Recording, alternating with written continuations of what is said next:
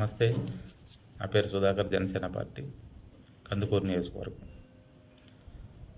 మా పార్టీ గురించి, నా గురించి నేనే చెప్పుకొని పరువు తీసుకున్నట్టుంటుంది. నేను ఇన్ని రోజులు బయటపడలేదు, కానీ మా మంగళగిరి ఆఫీస్కి 10 టైమ్స్ వెళ్ళి ఉంటాను నేను.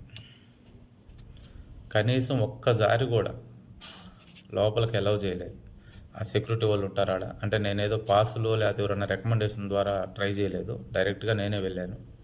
ఎన్నోసార్లు రిక్వెస్ట్ చేశాను, ఐడి కార్డు చూపించాను. అలా వెళ్ళి చూసుకొని వచ్చుకుంటాను సార్ కొంచెం అనేసి. ఎప్పుడూ లోపలికి అనుమతించలేదు, ఎంత రిక్వెస్ట్ చేసినా కూడా. సరే, మన పని మనం చేసుకుంటూ పోదాం, మనకు అవకాశం వచ్చిన రోజే పోతాంలే అని చెప్పి ఇక ప్రయత్నించడం మానేశాను.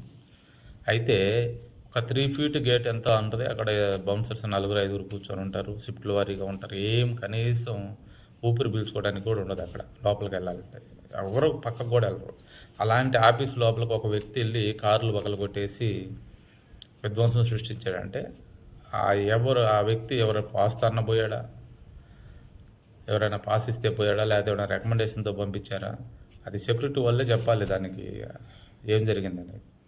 పోలీస్ ఎంక్వైరీ అన్నీ తర్వాత, కానీ ముందు సెక్యూరిటీ వాళ్ళు ఏం చేస్తున్నారు వాళ్ళు చెప్పాలి సమాధానం దాని గురించి.